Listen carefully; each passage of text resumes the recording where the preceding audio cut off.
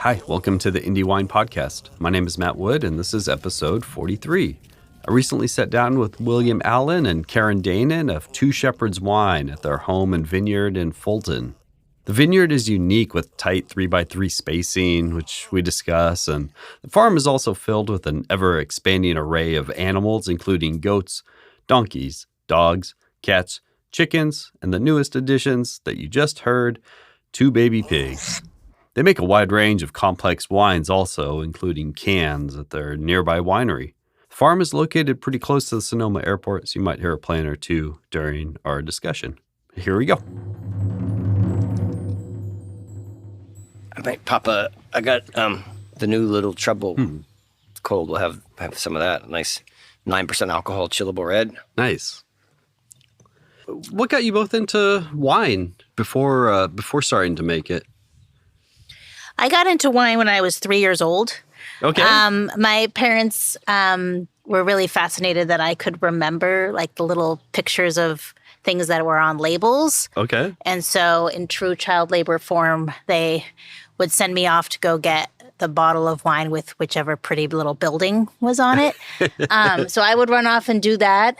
And These would be all French wine because they were. yeah, I was born in Belgium, so this was And so okay. I would remember the little buildings with the turrets or whatnot on the label.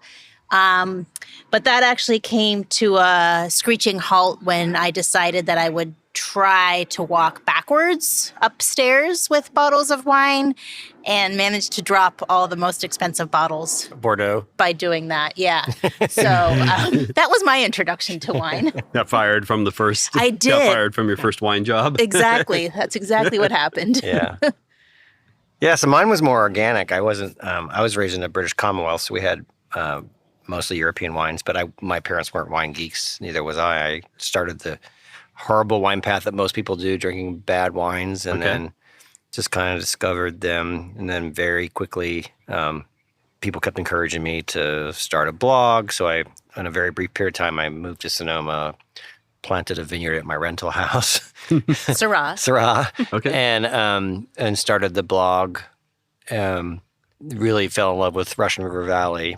Originally, I always say Pinot was my first girl, which is funny because we don't drink much Pinot now, but then really fell in love with Rhone varieties. And discovered how quickly, like, we were huge fans of the Kermit Lynch portfolio, went and did, tours with Klopp and Fowry and all the titans of industry, and just was kind of cataloging in my brain. I like wines that are neutral oak and picked light, and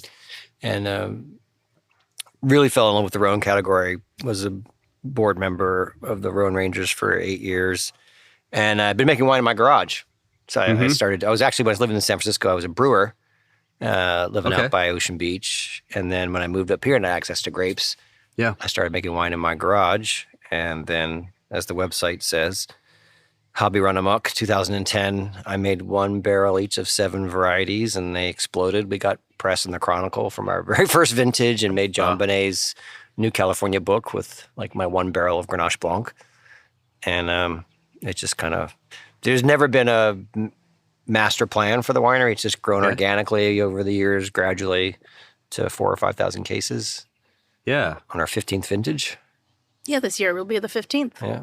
The blog was pretty popular, right? It was. It's been gone for a long time. But actually, somebody told me if you go on the Wayback Machine or website, you can find it. But yeah, it was pretty widely read and a high level of engagement. I mean, people would actually, not just wine industry people, consumers would actually make like comments and things and interact. So that was kind of like the golden age of the that was the height of wine blog. Yeah, that was the height of wine blogging. Yeah, so now we're on to podcasts. Yeah. I know. What were you making in your garage? Actually, gosh, I did, of all things, nothing Rhone. I did Chardonnay and Sangiovese mostly, and a little bit of Syrah. Okay. And then decided, so laws around home winemaking established during Prohibition have literally never changed. So you cannot make more than 200 gallons a year, which they don't enforce that.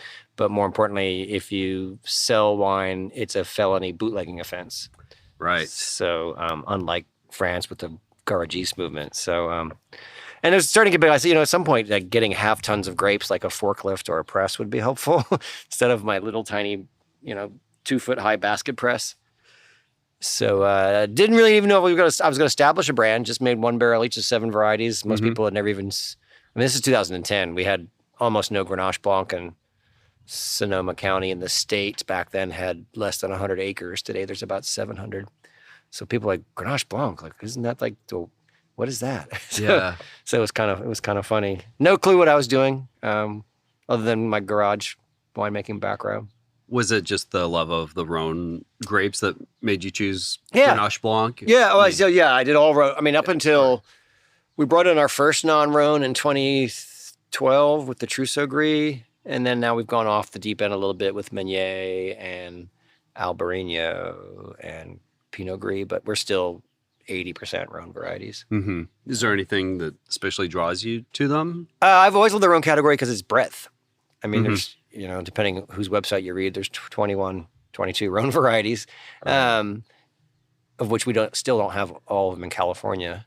And just how competitive. I mean, if you look at, Burgundy, Bordeaux, there's a handful of varieties, whereas you got such a breadth of things to work with. So as like a painter, as a maker, you have so many colors.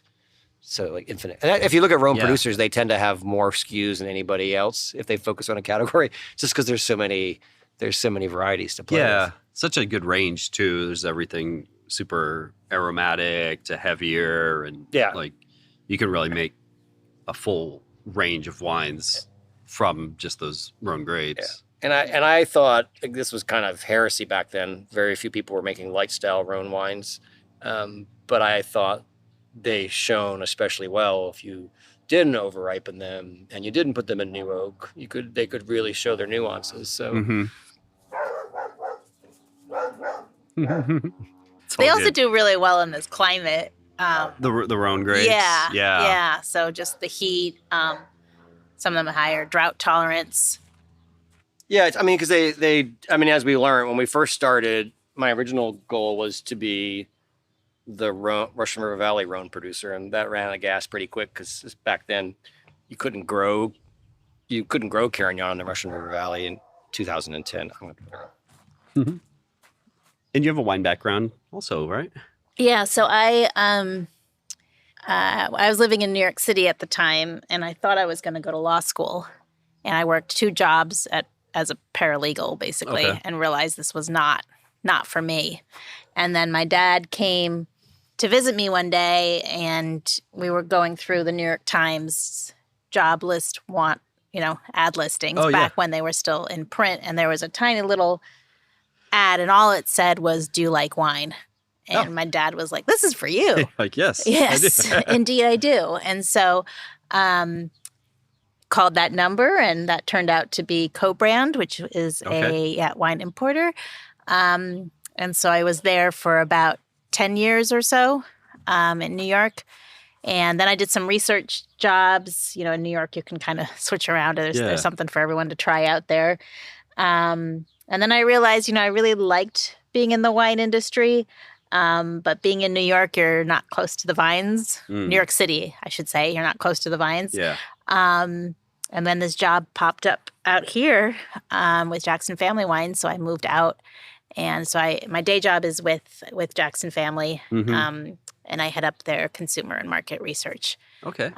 So that's what I do during the day, and then Two Shepherds is kind of the weekend evening gig. Yeah. Yeah. Everybody in the wine industry kind of has couple jobs at a time. And I kind of I like the kind of the two. I mean, it's a very different world. They make obviously a lot more cases, but it's nice to see sort of the industry as a totality, both as from that large producer standpoint, and then as a small producer as well. Yeah.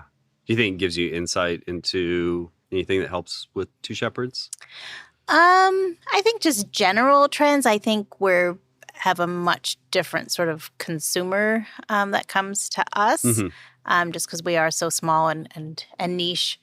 And people that come to us it's exciting to have people, come visit here or at the winery because they really seek us out. So they're very curious, whether it be, one of the varietals that caught their eye, or orange wine, or natural wine. I mean, they come to us from different angles. Mm-hmm. So it's a very different perspective, but I like it because it's yeah, like I said, wine has so many different ways that it brings people in. Yeah.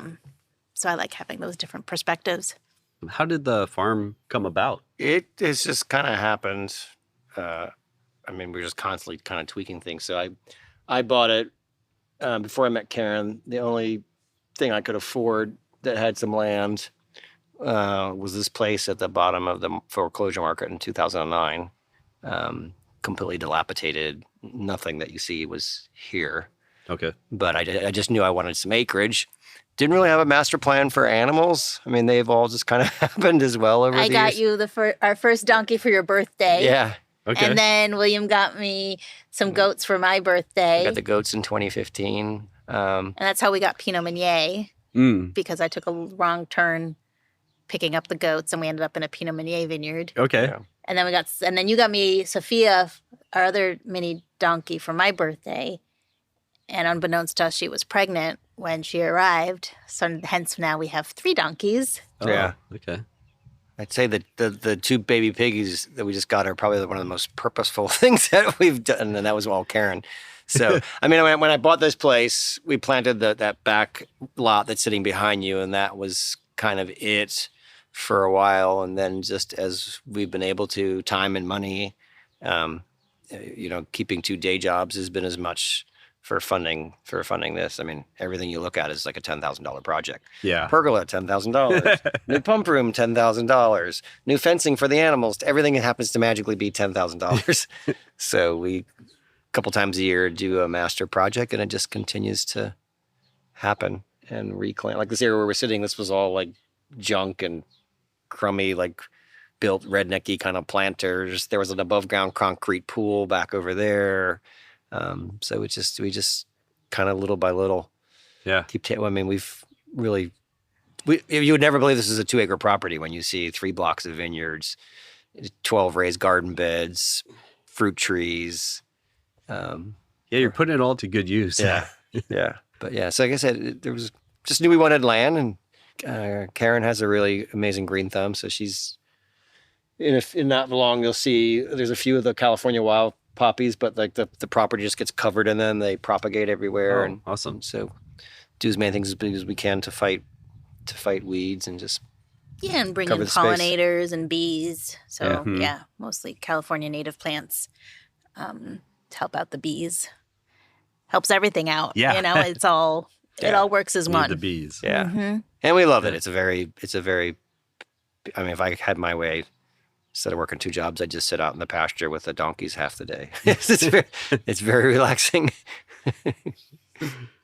Yeah, he told me about planting the Grenache vineyard. Yeah, when we were talking about originally, like, wanting to be, as originally started with the idea was to be the Russian River Valley Rhone guy.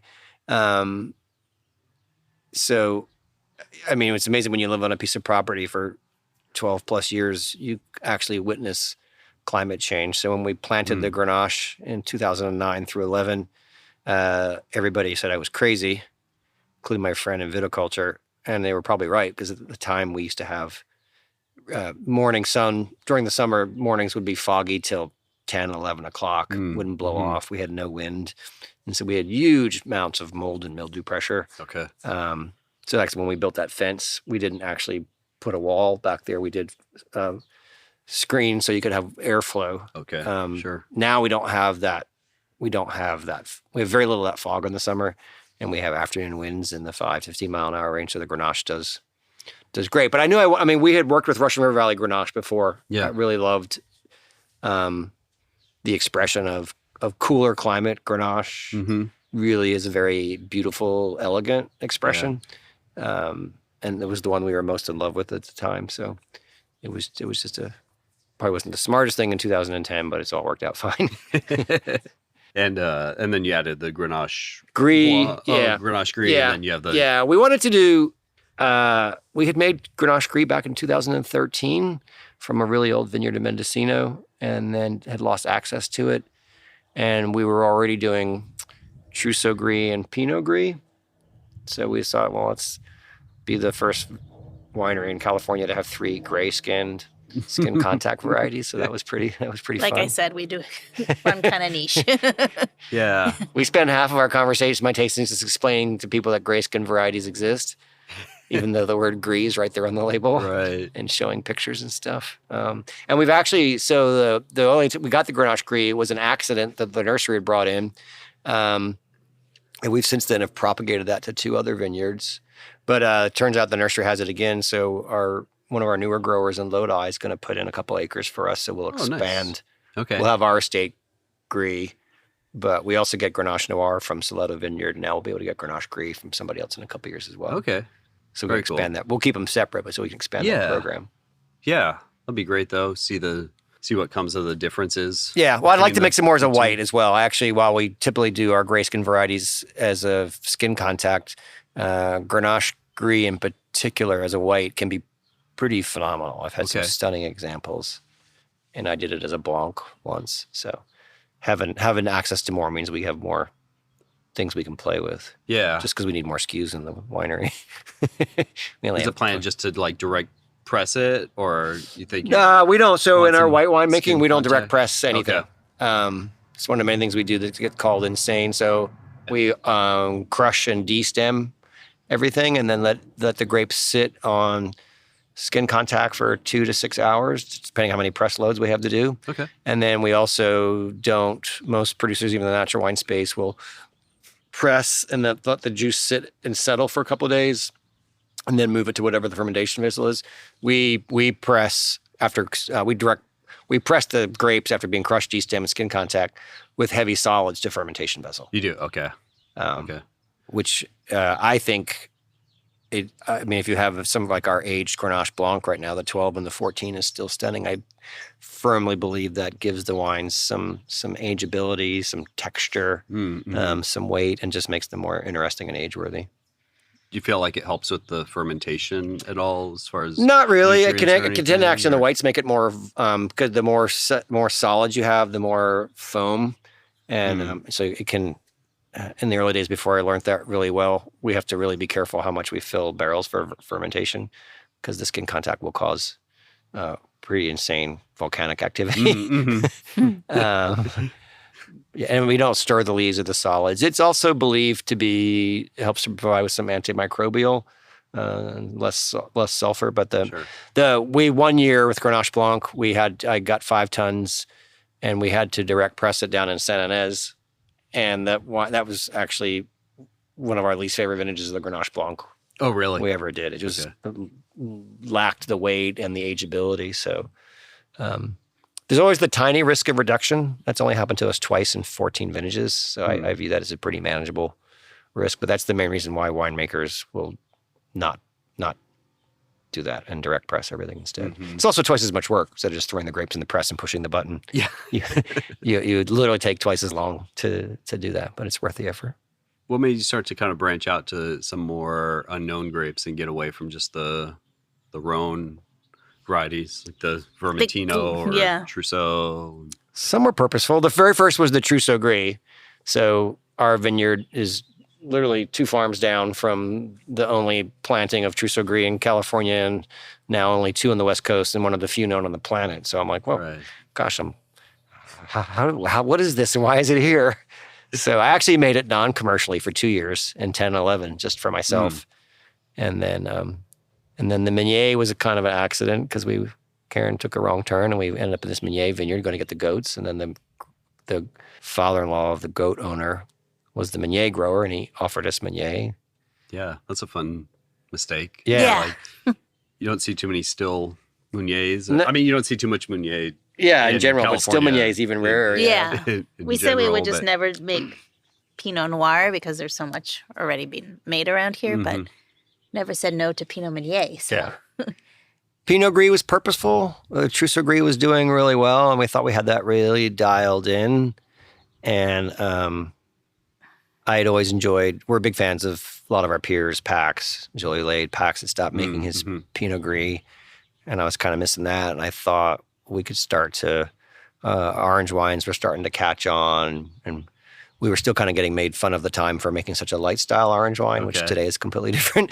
But so we just thought that'd be an interesting addition. So that was purposeful. When Albarino popped up, This is 2 years ago. Yeah, that was completely unplanned. That was unplanned. That was just a phone call. To save a grower that was in trouble. So Kenny from Hobo and I bailed out one of our new growers who had gotten stiffed by a winery. We have a couple other varieties on our bucket list, but we're not going to get them until we get the site that we want. So I really want to add Trousseau Noir and Gamay. Okay. But we're not going to get them until we can get the kind of very specific climate site that we want. Yeah. So I'll wait. You don't have to say it, but you have it in your mind, the site that you want? I just want something that is kind of truer. I mean, we grow those varieties all over California and people make great examples of them, but I would prefer it to be closer to the climates that they're found in the Jura and Burgundy. So not in super hot climates, for example. Like the Trousseau Grise here in West Russian River Valley, it does well here. I don't know how it would do in a really hot climate. Sure. So I also don't need any more vineyards that are 3 hours away. I spend about 1,500 miles visiting vineyards and hauling fruit as it is in like 5 counties. So I'd like to try and get a few things back closer to home.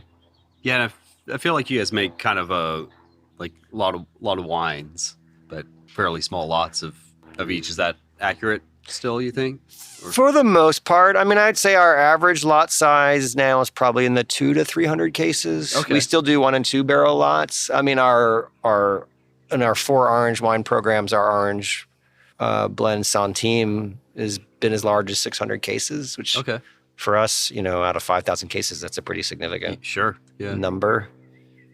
As we've moved into distribution, we've gone from all direct to consumer to about half and half, having enough wine to feed the engine and have people don't like when you have a 100 case lot and you divide it 12 ways. Doesn't make the sales reps very happy.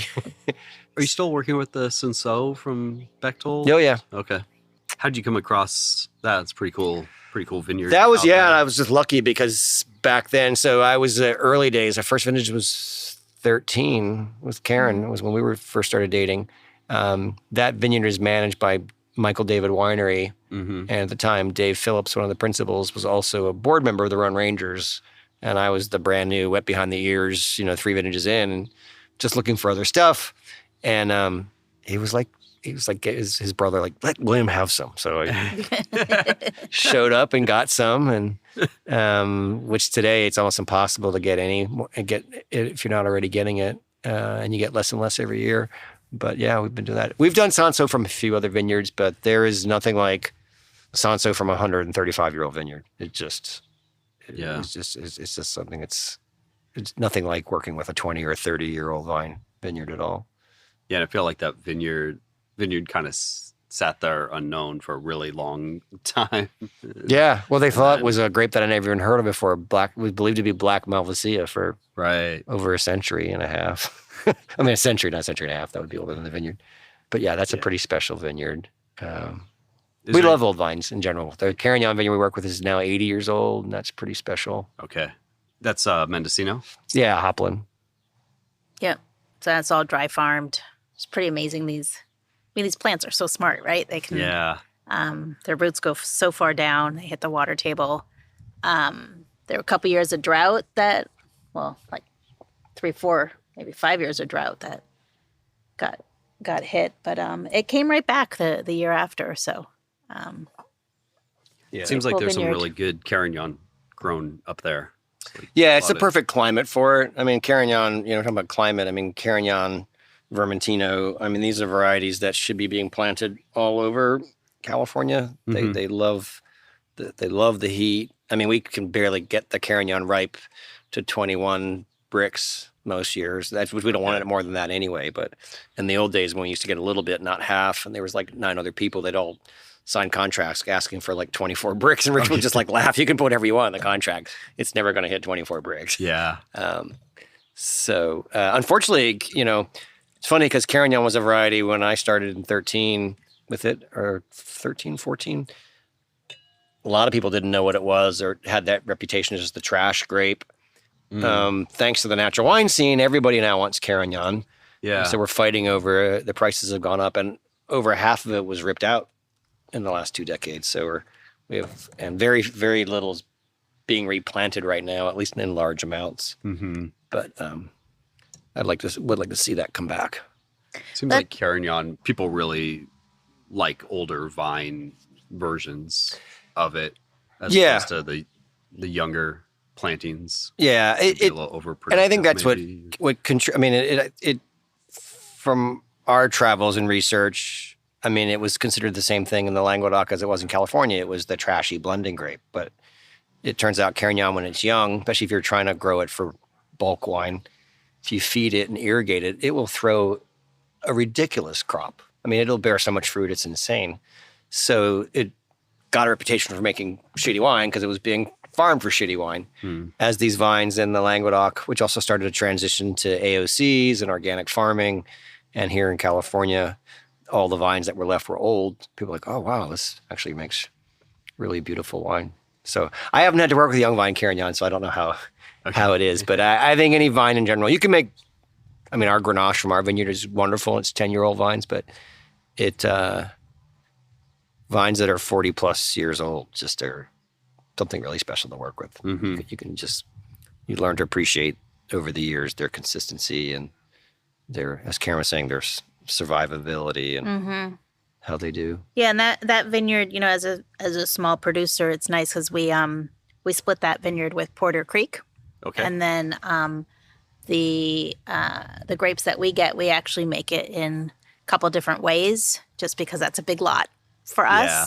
So we have our still Carignan, we do a carbonic Carignan, and then we also use it in our Bucking Luna Sparkling red.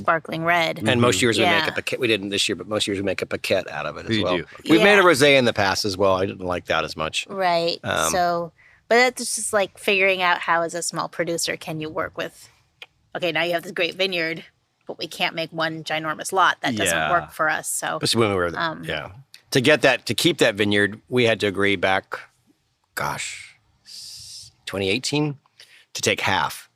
And at that time, we were 1,500, 2,000 cases, so half a size now. And to suddenly get 10 to 15 tons of Carignan a year, like, oh my God.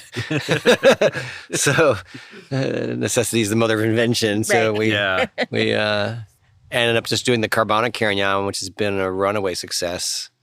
That's called the Wiley. The Wiley after carbonic. our kitty cat, Wiley. So we do the first 5 tons every year goes to that, and that's almost not enough because that's also the secret sauce in the Bucking Luna Sparkling Red that's really popular. So we almost need to make more. But the carbonic is a huge pain in the ass to make the way we do it.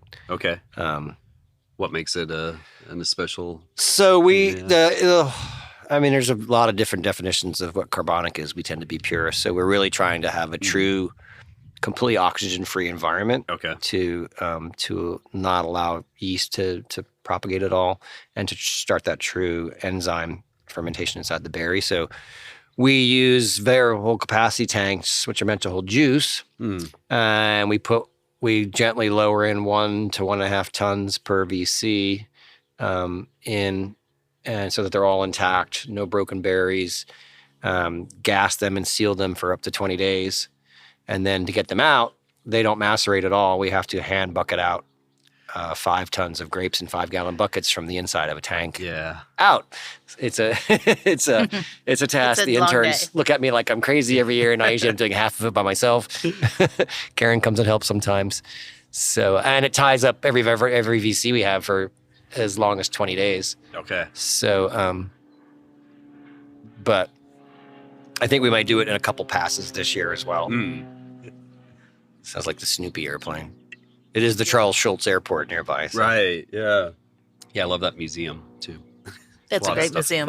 Named after him. Yeah. Mm-hmm. You know, I wanted to ask you about canning wine as a small producer, the logistics and what you like about the cans, and I guess how bad something has to be to maybe get on the label. How what? How bad something has to be to get on the label of the Bucking Luna. Oh, well, there's a new version coming out this year. Speaking of evil. I have one to show you. Yeah, Karen was the one that pushed for the cans because I fought against it initially. So why don't you? Yeah, so I really wanted to do cans. We didn't have a sparkling in our program. We love to drink sparkling wine, and but not crazy about using a lot of big heavy bottles, and then shipping them across the country. So I just thought, cans might be something fun to try. So we're not looking to age this wine. It's just for, instant gratification. And yeah, so and also, a lot of it's a very lightweight vessel. Like I mentioned, shipping cans versus bottles make a big difference energy-wise. And yeah, William was not too enthralled in the beginning. Well, and because, which I think is still as true to not as much then, but I mean, a lot of consumers have negative opinion about canned wines and deserve them because the wine in the can is crap. Mm-hmm. I mean, but the only way to change that is to start introducing, and usually it's the small producers who do this, is start to introduce quality wine into a can. Like, yes, it's possible. We don't use a lot of sulfur. That's a big thing in canning with the rotten egg smell. So I thought our wines would fit well. Yeah, and we as usual per theme. We started out with a sparkling red. I mean, the amount of sparkling reds made in California you can count on both of your hands. You might even need both, let alone in a can.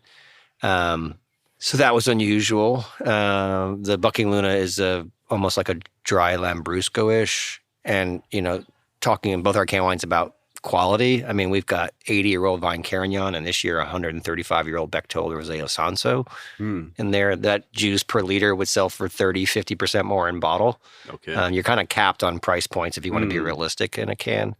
And then the sparkling orange, which we shifted from sparkling white to sparkling orange, and that was... Boy, was that a runaway success. We had to actually double production this year. That's called our Natty Pets. So that's a riff on Pet Nat. So that's that's program stolen from our orange wine that we sell for $34 to $38 a bottle, going in an $8 can, which is $24 a bottle equivalent. So it's but yeah, it's about the form. I mean, we get aluminum and now glass. We just switched, all made in Northern California. So the aluminum comes from a ball plant in the Bay Area. Is made from 2/3 recycled aluminum and 1/3 new. Okay. So huge environmental footprint impact. Yeah. People don't realize, I mean, we use glass for a lot of things, but people don't realize just how bad glass is in comparison to aluminum, big and infinitely recyclable material. So we think about adding another sparkling this year. Okay. Haven't done any still wine in cans, not as interested in that. Keep saying I'm going to do a trial every year. Don't ever get around to it. Harvest is a busy time. But sparkling wine in cans, people are used to effervescent products in cans. It's sparkling water, sparkling seltzers.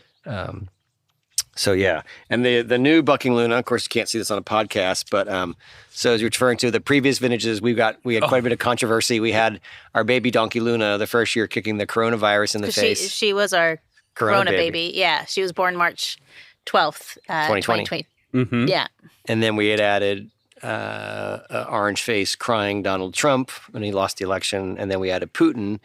It's never meant to be a political statement. It's pretty sad how much of a lack of sense of humor people have these days and get upset about things.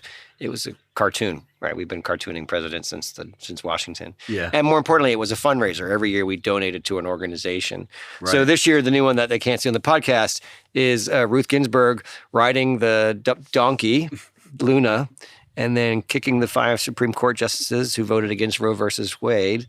And we're donating portion of proceeds to Emily's List, which is an organization that sponsors women politicians for pro-choice. Awesome. So, yeah. And then the new Daddy Pets label has the 2 new piggies on it. It has everybody. Nice, everybody. We're kind of running out of real estate on the. We had to start shrinking heads this year to fit the 4 more animals. There's 21 in the cast of crew. Yeah. Oh, wow. Yeah. No chickens. At the moment. Yeah. Okay. So I'm thinking about doing a sparkling white. 2023 vintage is too late. So this vintage in front of us, 2024, I've got been doing some trials, and I think we'll add a sparkling white back into the mix. We may not bring the Paquette back, even though people think we make one of the best Paquettes in California. It's just it's a category. It has a lot of confusion and quality all over the map. Yeah, it does, for sure. How do you feel like you have to change your winemaking to go into the cans? I think the biggest thing is you have to be really cognizant of low sulfur. So large brands that are putting high sulfur wines in a can are just playing a Russian roulette game. I mean, it's been pretty clear in the industry research. You really want low sulfur wines in cans. The other thing that we do is we do blending and tasting trials at very cold temperatures. So we actually put the wines in the fridge at 38 degrees, which is something I usually scream at consumers for doing, or used to in the old days, because we're mimicking the environment. People are going to put a can in an ice cooler and take it out on a boat and other things, or just pull out of the fridge. So it's just like this chillable red we're drinking. When you're drinking wines at cold temperatures, you have to really make sure the flavor profile matches that. So, for example, high tannins don't work because tannins are extremely accentuated when they're cold. Yeah. And just making sure that they taste great when they're chilled, because it's completely different.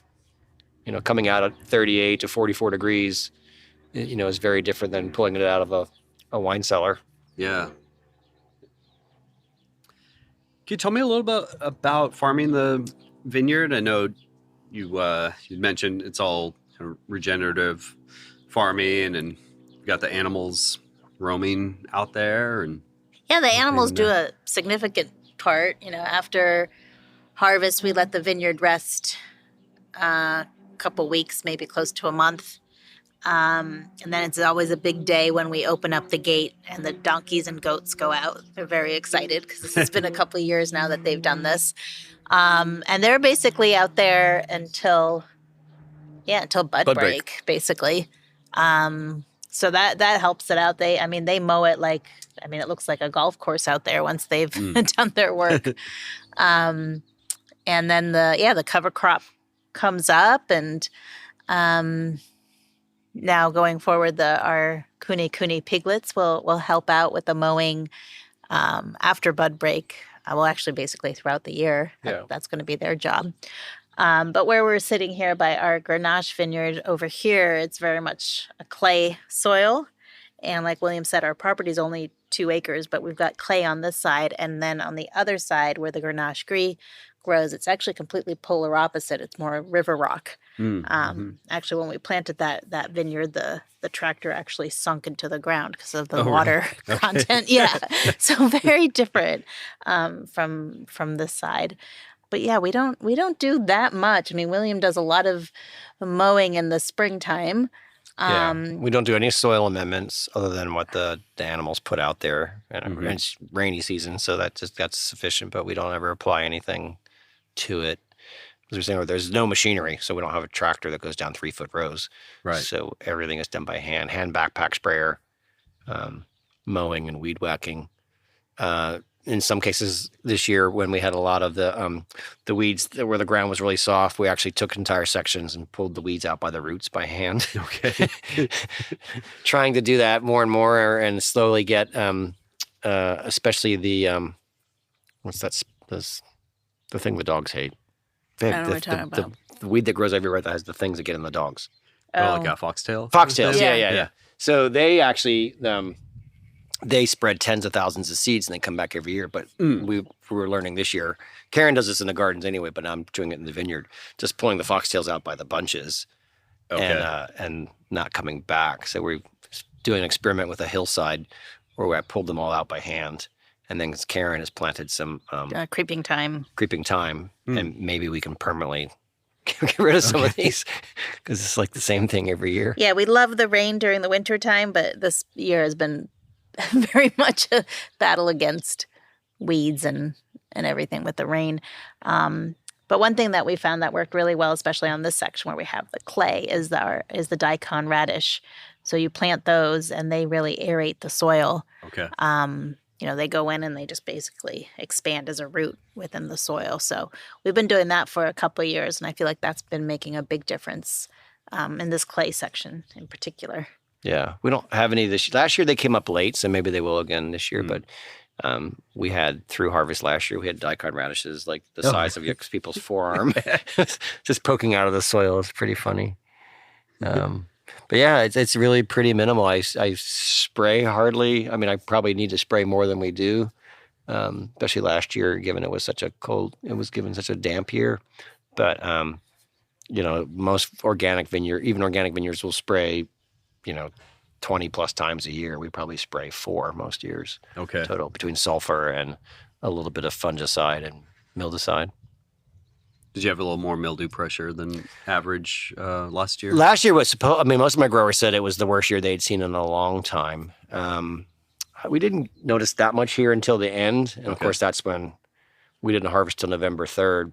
So our vineyard gets the least amount of attention once harvest.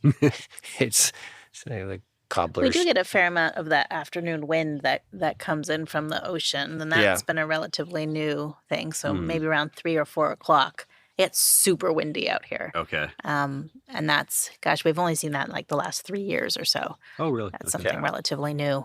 Yeah. But yeah, we probably need to, if we have a similar year this year it's nothing like compared to the East Coast, but we now have humidity.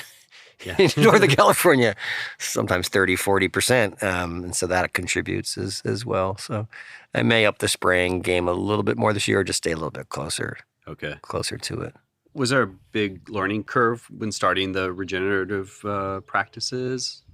I mean, we use our vineyard kind of like a test ground for things that we should or shouldn't do. I mean, we've trained the way we train the vines a couple of times with cordons and other things.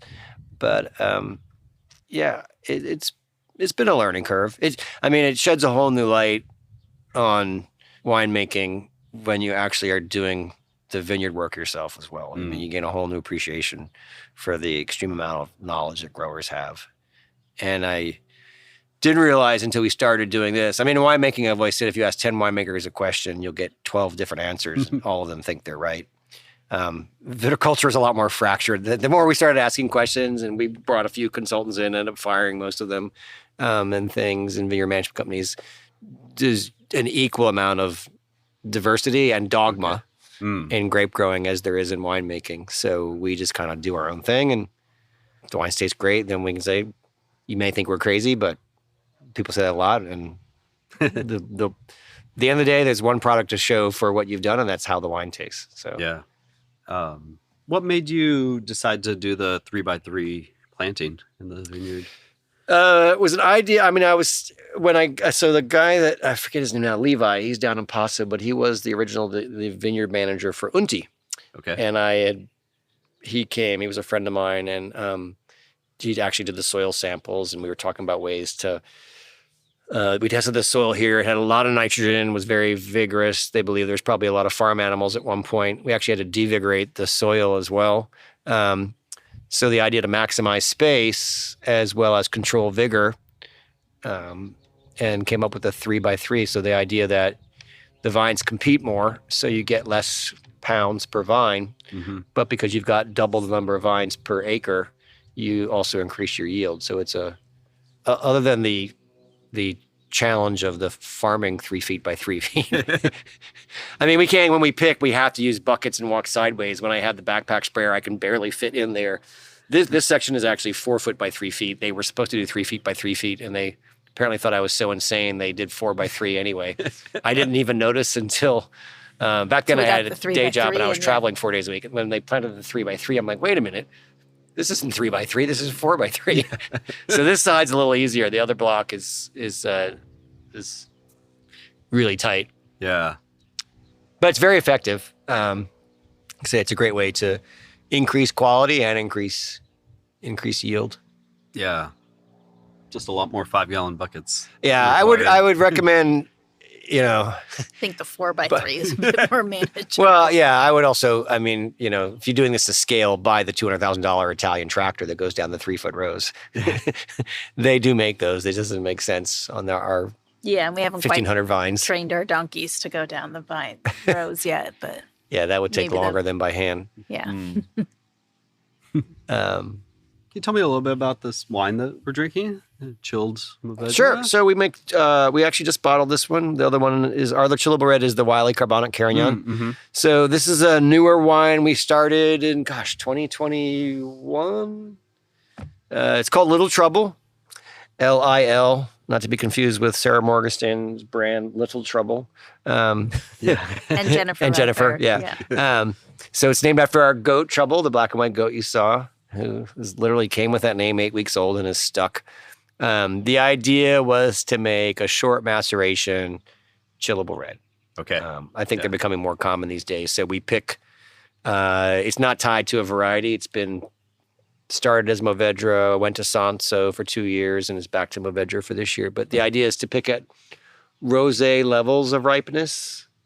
Getting back to the canned wine conversation, if you're going to be serving a wine at a chillable red, you don't want a heavy tannic stewed prune flavor profile. Sure.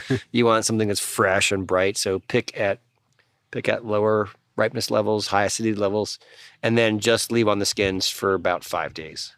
So that you're getting some extraction, but again, you're trying to just make porch pounding liquid Jolly Ranchers. Yeah. And Karen hates when I say porch pounder, but the term's coming back. All the millennials say it now. Oh, okay. It's like one of those things that makes you shiver when he says it. Yeah, it's not my favorite description of a wine. It's true, though. Yeah, so this vintage in particular, just because 2023 was such a challenging year, everything was 4 to 6 weeks late. We finally got this in October at 18 bricks. Okay. So it's 9.5% alcohol, which normally that would scare me of being too tart. But I think this works out just right. Yeah, it's got really great balance to it. You can do, yeah. I mean, you got to be careful with. I think there's been a tendency to overshoot the low alcohol sometimes these days, and I taste a lot of wines that are just underripe. It's a fine balance. It doesn't taste green or anything at all. And that's part we destem it as well, so we just want the freshness of the fruit. All of our reds and oranges, we don't ferment in any tanks. We don't own any fermentation tanks. Everything's fermented in the small 3/4 ton T-bin, so you get very low temperature, very low extraction. Punch downs are often literally like just patty caking the grapes, so we're not agitating and stirring. Wineries sometimes do 6 punch downs a day. Sure. It's like we just put it in a blender. I mean, it works for whatever style of wine you're making. For what we're doing, we don't need that. You're just doing 2. Usually. We do 2 when it's before it starts, and then when it's active, 1. Okay. So it's going for just super low extraction. Yep. Just keep the cap wet is really the only goal. I mean, if we get a lot that every now and then needs some more oxygen or for whatever reason, which doesn't have, we feel like it's reductive or just needs, or the fermentation not as active, then we'll get the punch down tool to the bottom and stir the hell out of it. But a lot of times we just like literally roll up our sleeve, push the cap down, and then we're done. Yeah. So saves on harvest labor too. That's not the reason why we do it, but. What's your process with the orange wines generally? Do you go for kind of shorter macerations, or you like to stay on the skins longer and see how the tannins develop and everything? So we have pretty much 2 protocols: the 3 gray skin varieties, the Pinot Gris, the Trousseau Gris, the Grenache Gris. We crush, destem, and just do 5 days. Just like it's how we did it. We actually did a little trouble kind of reverse engineering what we were doing with those quasi orange wines. And we just want those to be super fun and fresh. I think the Grenache Gris could get really tannic if we did longer. The Centime is always been done the same way. It's just like our reds. When the fermentation is done, it comes off the skins. Okay. We don't do any extended maceration. We also now destem it. We like our orange wines to be kind of fun and fresh and vibrant and actually taste and smell like wine. Some of them get kind of cidery sometimes and bitter and tannic, and nothing wrong with that. That's the tradition, but we didn't care for that style, so we've always made them. So so it's typically about 10 to 12 days. Okay. I know you touched on it earlier with the old vines and everything, but what else kind of draws you to a vineyard when, I guess, besides old vines and maybe a grape that you want to work with? It also needs to be farmed organically. That's kind of our starting point. So the list gets narrow pretty quickly in terms of, is it a variety that we're interested in? Is it grown, to William's point earlier, in the right spot?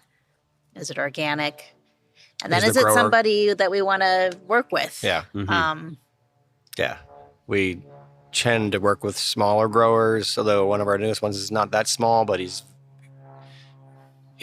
becoming one of the best partners we've ever had. We want a symbiotic relationship with our growers. We want to share data and feedback with them. We want it from them. We want to work with them. That helps a lot. And the other thing that we generally try and require is we don't like to, and very rarely buy grapes on tonnage contracts.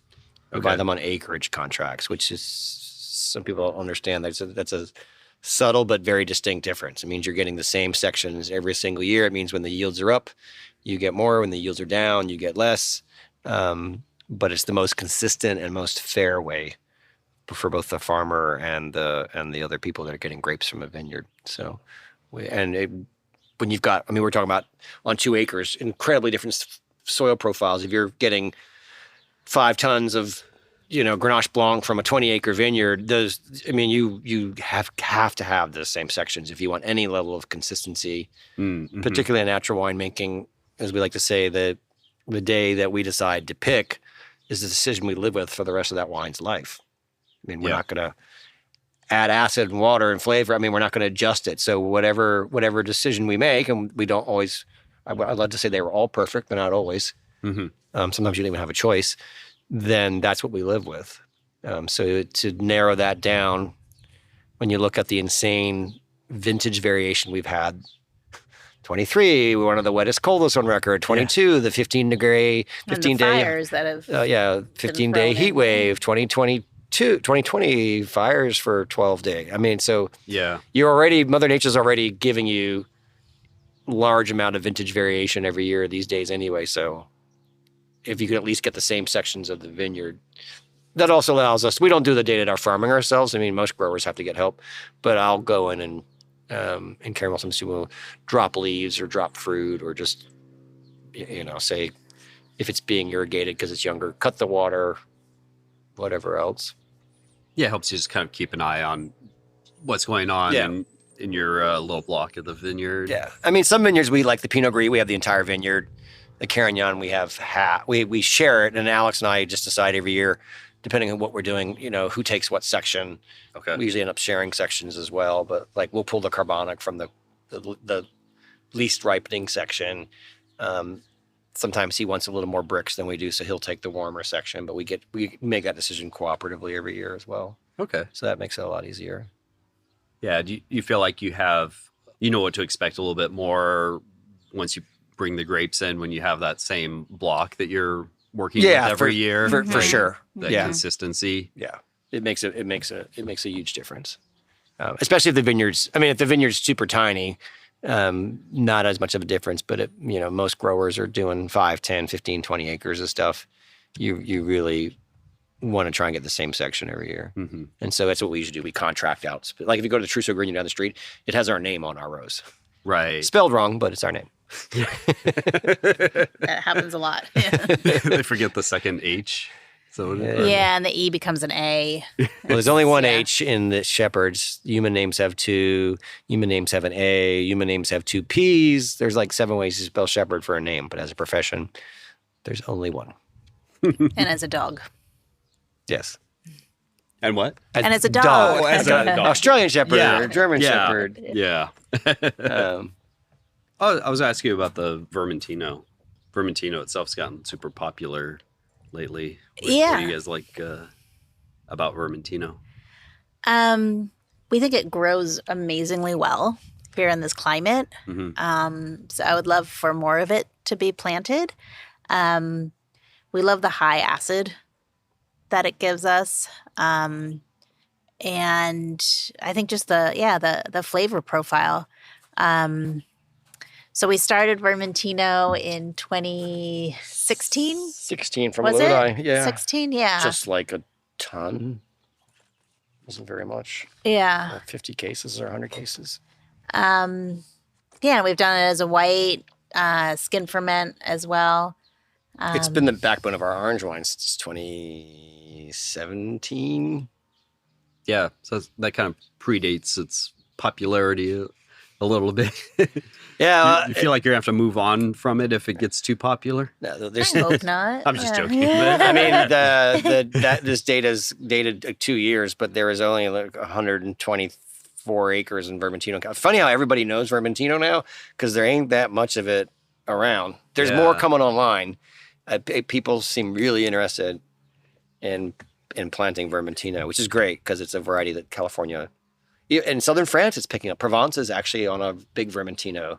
Oh, is it? Yeah. Okay. So it's they have to call it rolled now. Right. Which I was hoping that global trademark would apply to California, because we would prefer to call our Vermentino roll, but United States and Australia are allowed to still call it Vermentino, unfortunately. Okay. I was hoping to be forced to call it roll. It's not a synonym you can. No, use you with can't. The TTB won't or recognize it. anything. Okay. Yeah, the TTB also doesn't recognize Grenache Gris. Oh, really? Yeah, Yeah. there are also all sorts of bizarre This is our things. kind of things. Yeah. Okay. Which one are you pouring? This is the carbonic Carignan. You can try if you want. It's our other chillable red with our cat Wiley. Animals must be pretty good to get wines named after them. Yeah, there's a whole process with that. So we try to match the wine either to the animal's personality, or there's a stylistic determinant. So here for Wiley, back when he was a little kitten, he was kind of the taste of this wine has kind of a spring in its step. It's very fun and fresh, and that's the way Wiley used to be. Okay. He is now a very grumpy cat. So I think something more like a very brooding, I don't know, Syrah, or maybe something more tannic would be his personality. But when the wine was first named after him, he fitted the wine. Then on our Pinot Meunier, like we were talking about, we have our 2 goats on there because we have them to thank for us even having Pinot Meunier. Yeah.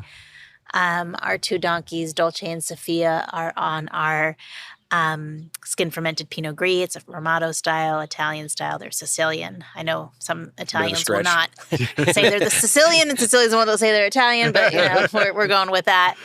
And then Trouble is on our little Trouble. And we don't know what's going to happen with the little piglets we just got. There's all kinds of things we're thinking about for there. Yeah. So they'll definitely they have a lot of personality already. So Yeah. So we'll see how that shakes out. But yeah, they're part of the family. They're part of the farm and this vineyard. It's they're integral in how it all works. So they represent. Yeah, they seem like a good addition. Yeah. Yeah. Oh, yeah. Fun- And then Grenache Vineyard, fun that's little named guys. after our 2 Aussie shepherds, Aria and Austin. They hang out here all the time. So Yeah. and a lot of people their don't- vineyard. We don't do a very good job pointing it out, but a lot of people don't realize how many different front labels we have. So our original label was the 2 sheep, which is also an interesting thing because like 10 to 15% of the people can't see this image or can't see it at first.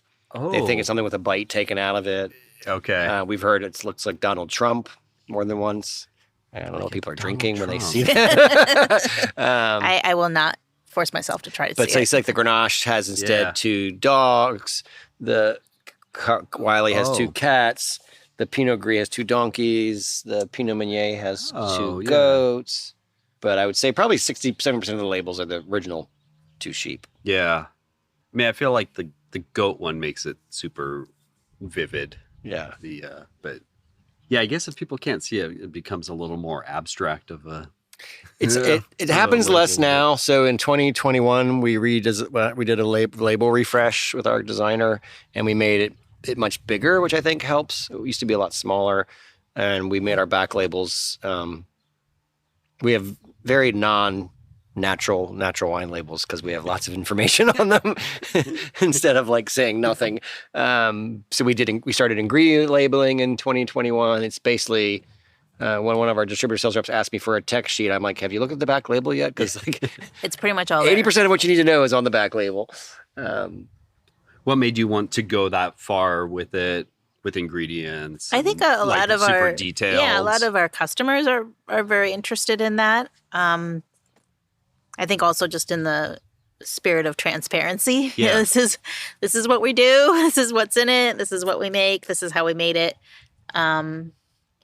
And then also, I mean, we make so many different wines each year. So if someone asks us a specific question on something, no way we can remember every single thing. So this is a very handy reference. What was the sheet pH of the for us. Grenache Blanc in 2016? Oh, look, it's right there. Yeah. When we find a bottle. Yeah. Yeah, So- some of it's. I think maybe Karen wasn't as wild about some of those details at first, but we also did a label redesign to accommodate that better. In the old days, the alcohol was on the side, so that you had to like roll the label around to read it. But I mean, that's my wine geek background. It's also my wine consumer. It really annoys me when you go to buy a bottle of wine in California when anything can be grown anywhere. Sure. And nothing. I mean, so now I'm forced to either Google it or buy it blind, which usually means I just don't buy it. And some people don't like to bother a retailer. Servers aren't always super knowledgeable on wine, so this helps them on the way running to the table. They go, oh, look, 25% whole cluster. Yeah. Fermented at a puncheon. Look how much I know about the wine.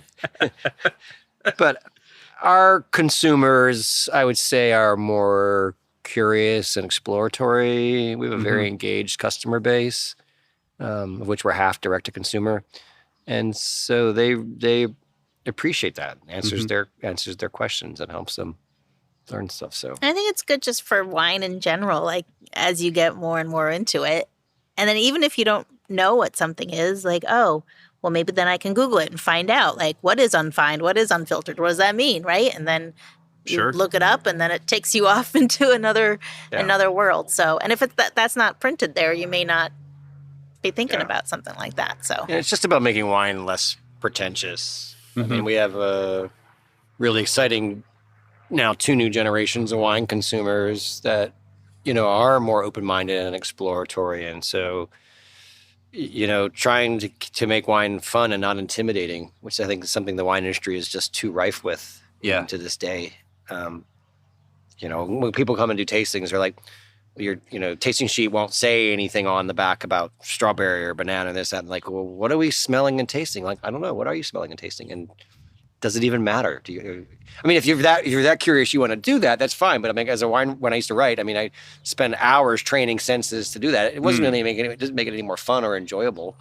Yeah. So we tell people, like, does it make you smile? Does it evoke a childhood memory? Like, we're not curing cancer. We want to bring joy in people's lives. So just take the tedium out of it and just, do you like it? That's all that matters. Like, how many stars do you want to put on the tasting sheet? Instead of like, I get strawberry, I get banana, I get blah, blah, blah, blah, blah, blah.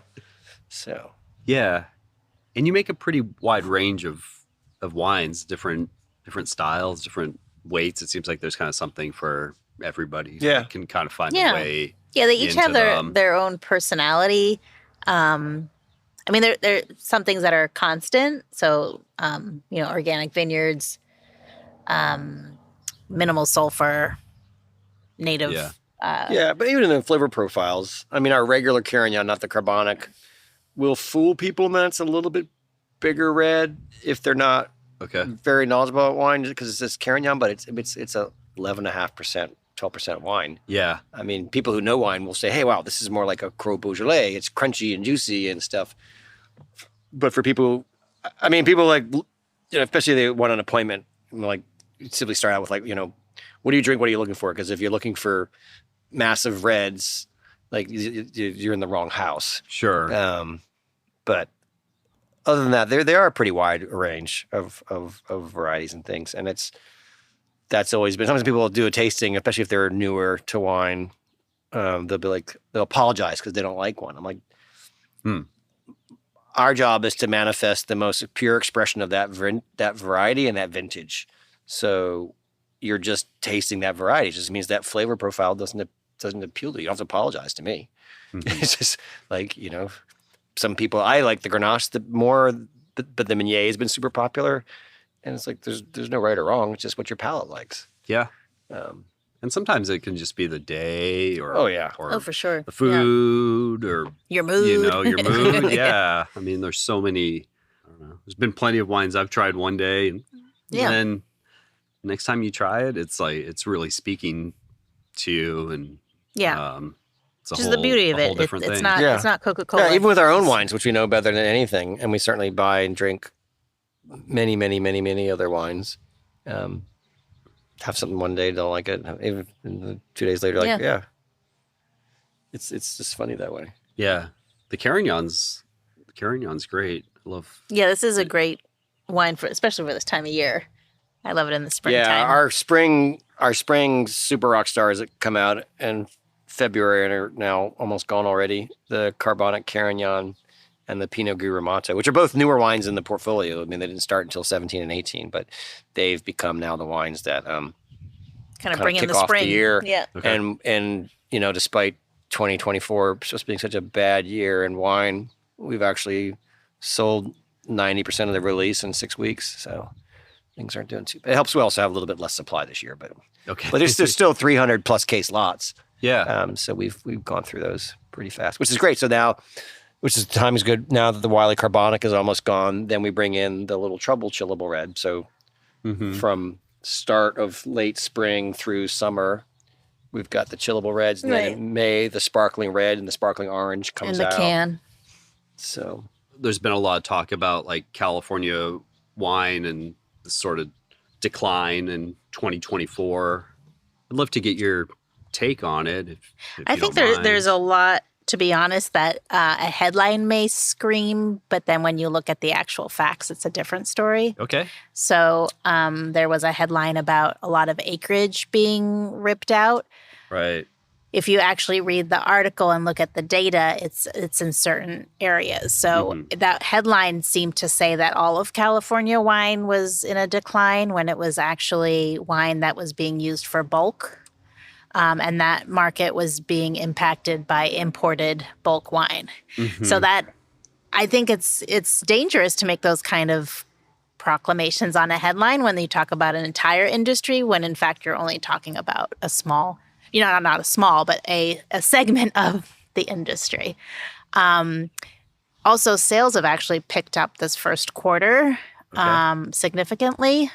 So not just from our perspective, but as I was saying earlier, from sort of a larger producer perspective, that's what's going on as well. And when you look overall at the industry, it's very different if you look at the under 10 to 15 and then the over 15. Okay. So dollars. as an industry, we seem, or in the press, et cetera, conferences, et cetera, they talk about the whole entire industry. And I think, it's exciting that we here in California and America in general, I think we're a much more sophisticated wine market now than ever before. And to talk about things in such a macro perspective, I don't think does us any justice. We're just a segmented market, and we need to present data like that. I think it's kind of ironic, too, that a lot of the critics who have talked about wine industry say, oh, we should use data more, et cetera, et cetera. We're kind of backwards. We're not doing marketing right, all these sorts of things.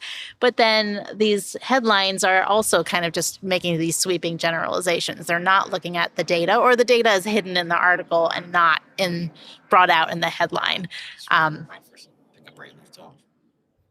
So that's my soapbox response to that. I feel very passionately about it because I think it, people don't necessarily read entire articles anymore. They read the headlines. And so when the headline does not reflect what's actually going on, it creates perceptions that are more negative than they need to be. Yeah. Wine journalism is definitely degraded into clickbait as much as any other type any of journalism. Yeah. And liberal publications are as bad as that on par with other stuff. I mean, so Karen has the ability and the wealth of being able to see this data and dive in and really understand at a level that most people don't get to. I spend a lot of time with customer facing, whether it's the tasting room, events. I mean, I'm on the road constantly for the brand. And so I get to see it firsthand, interacting with 800 people at a 2-day wine fair. And, the whole thing about constantly beating up Gen Z, I'm like, give it a break. They're max 26 years old. Nobody drinks wine to that extent. I remember with the same thing when millennials first started drinking. Like, give them a chance to get a full-time job, have kids, they'll start drinking. Like, what's funny is the other thing that's really interesting is consumers are just now finally starting to understand how bad it's been. I was constantly amazed when we would tell like good customers of ours, we had 2 catastrophic Q4s in a row in distribution. Okay. And they just assumed we were doing great. I'm like, no, like the wine industry was on the ropes. I mean, December was, for most of our distributors, was the worst December they could recall.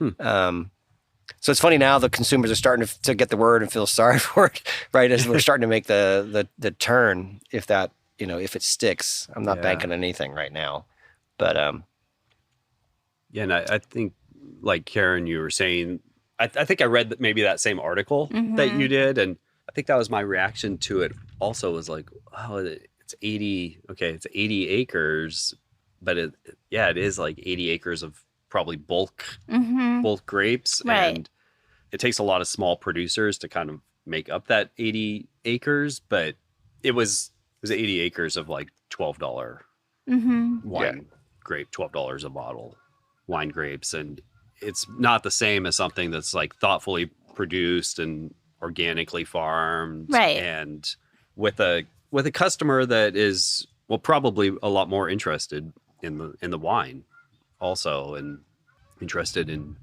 your story, and somebody that's maybe just a little more involved in it.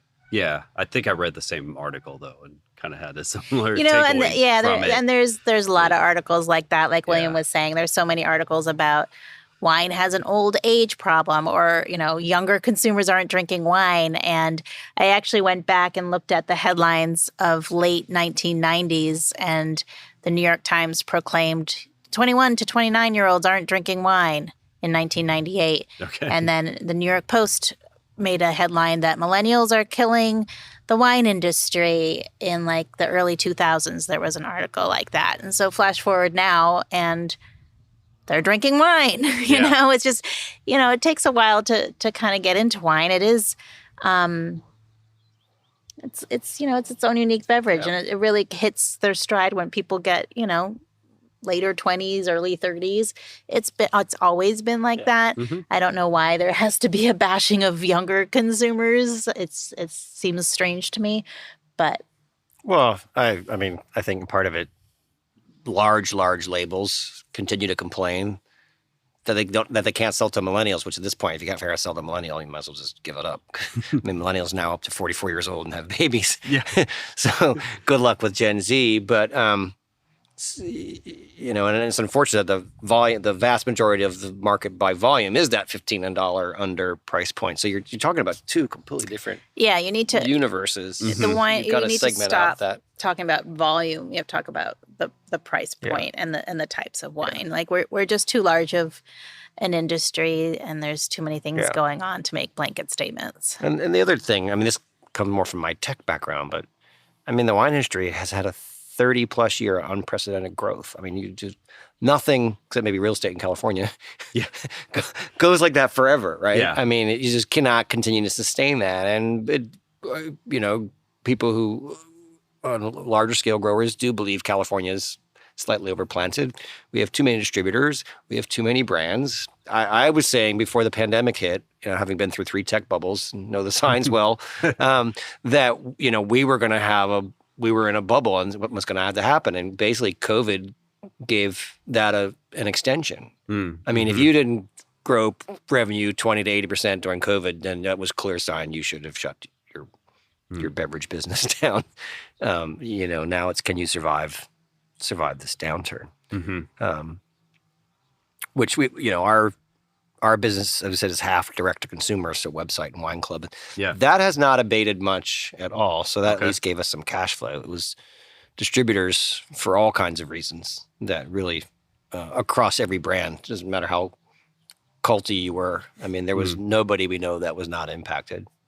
By this. And now, I think we're recovering faster than some others because of the quality of wine that we make in the natural wine space, the price points that we have. We're probably the only brand in the state that hasn't raised prices in 4 years, even though all of our costs have gone up. And so, I mean, all those things kind of impact it, but Yeah. it's hopefully We we're out of also the doom and have gloom figured stage. out, and this is probably not the most exciting topic on a podcast, but cash flow is a serious thing Yeah. to consider for a small winery. And so there are a lot of things that we do to manage that. One of them, which we're in the midst of right now, is bottling. So we bottle 7 times a year, which seems like an extraordinary amount for a small winery like us. But it helps us in a variety of different ways, cash flow being one of them. So labels, bottles, et cetera, you do not get a big discount as a small winery. Right. So spanning that out into chunks that we can afford and pay for. We're lucky to work with our mobile bottling gentleman. We've been working with him for 10 plus years. So he can, scheduling with him and having that day not be a really intense day for both him and the crew that comes in. And then, most importantly, for the quality of the wine. So we're able to decide, this one is ready to go. We can bottle it now. This one takes a little bit more time in barrel. We'll put that towards the end of the schedule. So things like that are important to consider as well. Yeah, we never really impacted the cash flow. Wasn't something that we kind of realized was a benefit until the last 2 years when, we're not even done paying for grapes yet because we've got no money in from distribution in Q4 like we usually expect, which feeds that engine. So it kind of dawned on us, especially this year, that besides being the best thing for the wine, it really helps cash flow. Watching some of my peers have to come up with $150,000 in February and March when they still have that size of a harvest bill left to pay off is pretty daunting. Yeah. But yeah, it is. I mean, wineries 6 times our size bottle twice a year. We bottle 7 times a year. We start in February. We go every month until August. Okay. Including last Tuesday. So if you want to come and work a bottling, let us know. Because there's definitely lots of times to bottle. In your winery, you guys kind of built out the winery yourselves? Yeah, we took with no real background. I mean, we got a warehouse that had been a film studio in 2015. It is now a beverage district, but it wasn't back then. And just kind of over the years added equipment, put things in. And so, we do now, as much as we have one small custom crush client on Turnstone, makes their wine there. Oh, okay. They do most of their own work. We love them. I mean, we went from, 30 tons in 2015 with almost zero machinery. Oh, no, it was more like 25. And we've done as much as 85, 90 tons a year in the same space. But yeah, it's literally grapes to glass. Yeah. Everything is done 100% in the facility. And it also is a tasting room. Yeah. Kind of in the middle in the corner around the barrels is the tasting room. Yeah. And then the other thing that's very important is that we have a truck, a Ford 350 truck and trailer. And so William actually goes and picks up most of the grapes, that not all, but a significant amount. And that's important. Just as a small winery, getting the grapes and not having them sit around and waiting for a truck to pick them up and, get delivered in the heat of the day. When William goes, he's able to get them in the morning and bring them right to the winery and get that going. So that's another important part of just the quality of how we get the we bootstrap grapes. A lot of things ourselves. I mean, part of the reason why our shipping costs are low is we don't outsource packing. Okay. So we didn't have a hospitality person this year for the spring club, so I personally packed over 250 boxes over a 2-week period. Apologies to anybody who got something incorrect. I think you did pretty well. We probably the least amount of errors we actually had. Yeah. The boxes do something like a monkey tape them, but that's okay. But that's how, when you outsource, if you have somebody else do that for you, you're adding $10, $20 to the cost of that shipment, and people already hate paying for shipping for wine. So we do a lot of things just completely ourselves, just to keep the cost of the wines affordable, quality control, and we do things smart. We just actually this year, actually last year, we have changed all of our core providers. So our label provider, our cork provider, and our glass provider are all within 5-mile radius of the winery. Oh, very so we save thousands of dollars on shipping. I could pick everything up. Yeah. I mean, if people had any idea the amount of times that a piece of glass was put in a truck and put from place to place to place to place to place before it ends up in your house, you would understand why glass is so great for the environment with its weight and form factor. But yeah, so that's been huge for us as well. So domestic glass made in Northern California, label printer 5 miles away, glass producer 5 miles away, cork producer 5 miles away. Awesome. Cans made 100 miles away. Okay. But yeah, Yeah. it's all little things. It's something we don't talk about enough for things that we try to do for our ecological footprint that we don't really discuss as much as we should. But Yeah. Seems like you use a pretty lightweight. yeah, this new glass also. is domestic, and it is and it's pretty. It's there are some featherweight glass we've not been able to get our hands on, and they're not always made in the United States either. So we'll take glass made in Northern California. Yeah. Which hasn't been transported 17 times in a container across the ocean and across the country. But yeah, we've never done heavy glass. We've never done foil. Since starting in 2010. Yeah, I mean, people used to go like, "Oh my God, naked bottles! This is gonna." And then I actually had a lot of producers say, "Hey, we saw that you did it and didn't impact your sales." Yeah. And then you still see last year, a Napa wine producer did a press release that we're no longer using foil. I'm like, bravo, that's awesome. Good for you. You're gonna pay your employees now too. I mean, like, come on, give me a break. What's the future hold for Two Shepherds? Any new like projects on the horizon or exciting wines from 2023? Anything new in 23? The Claret Blanc. Oh yeah, we just bottled our first ever Claret Blanche. Oh, A white Rhone variety. Most people don't know because it's typically not bottled as a single variety in France, and there's not even on a report. I guess there's definitely less than 10 acres in California. okay. It's not much. But yeah, I mean, nothing revolutionary. I mean, we always try and explore and play around with new things. I think at this point, it's been waiting for the market to stabilize. I mean, we had actually planned to downsize a decent amount. I think we're rethinking that a little bit. Don't want to. It's a tough market because you have to make a decision 1 to 3 years before you're actually going to be selling the product to know Right. what to do. So it's the crystal ball can be a little challenging sometimes. Sure. But yeah, we're always considering new things. Yeah. I think it's more also holding out to get Gamay and True Sonora. And again, I was backing down of kind of going out and doing a bunch of new things. But definitely we've been shifting. We try not to change vineyards very often. Most of our vineyards we've been farming with for a decade or more. But we have a new grower who's doing a lot of really cool things. He's not new to us. Is very affordable. So we're trying to build out a couple of SKUs that in distribution can get on the retail shelf for $20. Oh, wow. Okay. That is insanely hard for California hand harvested, organically farmed grapes. But we've done that with one wine already. Okay. And so we are continuing to try and look to have a few that, that are that kind of affordability. So you can get a glass of wine at a restaurant for $12 that tastes good and is made well instead of paying $17 for a glass of Plonk. Yeah. That's awesome.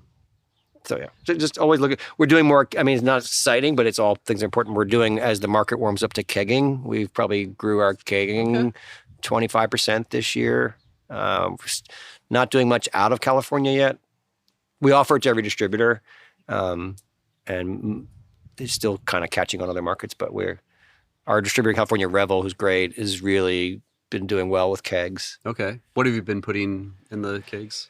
We've done, so it can only be certain wines because it has to be wines. So wines that need, like 2 or 3 year bottle aging. Like I couldn't keg the Grenache Noir or the Pinot Meunier. Those are 21s. Sure. Because they're not going to mature in keg like the Wonder Cork. So, but we've had the Pinot Gris Ramato in keg this year, the Trousseau Gris. The Wiley Carbonic. The Little Trouble Chillable Red. We have really low quantity of whites this year, so I'm probably not offering those to distributors in kegs because I don't have enough bottles to go around. Okay. We've done the regular Carignan in kegs before, but it's sorry, airplane break. It's the only problem with the afternoons is when we get the most flights out here. Yeah. I mean, there are few to little any flights that take off super early in the morning or land super late at night. Okay. But it is when you're outside. On a podcast that you realize how many. Or like I did that one video of the pigs, and you're like, "There's a helicopter overhead." Yeah. It's always when you're recording that it Yeah. shows up. Yeah. Yeah. What's the best way for people to stay up with your releases and pig videos and Instagram for sure. When it Instagram. comes to the pig videos and donkeys and goats, they're always up to their antics. We have a newsletter that goes out. We're probably one of the worst folks that do emails. We send you maybe like one email a month tops. It's probably once every 2 months. So that's kind of where we get most of our information out. We just email. We never send emails out about just buy wine. I mean, that's how we got been wineries where they send out an email every single day. oh yeah. If you're listening, please stop. Nobody likes it. So we generally will combine. So it's like we just went last week, 2 new releases. Here's 7 events coming up in California that we're going to be at. And here's a picture of the pigs. So it's usually for events, new wines, and just an update on the farm. Yeah. So, but yeah, and we try and, as best we can with 4 jobs, to keep Instagram fairly updated. That tends to be more animal content. Every now and then, people are like, you could post about wine too. Like, okay, that's not a bad idea. But I'll be like, my God, who's your marketing department? And it's like 3 donkeys and 5 goats and now 2 pigs. The best PR marketing team ever. Yeah. Yeah. The pigs are a pretty good new Insanely addition. cute. Like super cute. Yeah. Yeah. But Even like earlier, where they just came out of the oak barrel swimming pool. Like their hair looks even cooler. Yeah. Somehow, like, It's a good life. yeah. We'll have to get one of those for us. Might dip in I with need the a little piggies. bigger than a barrel to swim in. Yeah. Anything you feel like we didn't talk about or like gloss over? Yeah, or I anything? think just a little bit about, be careful because I can go down rabbit holes fast or rants, but natural wine and the confusion about that. I mean, again, I think we love to make all things in the wine industry complicated. And so a producer or a sommelier would decide natural wine's only natural if it's dry farmed or if it's at this elevation or if it's like, oh my God, just stop. So natural wine is really 3 very basic things in general at the principle of the book that Isabel wrote the book on natural wine and the French codified into law. So organic farming, right? I mean, that's the main thing. You cannot, there are people who call themselves natural wine producers whose definition of organic farming is no Roundup.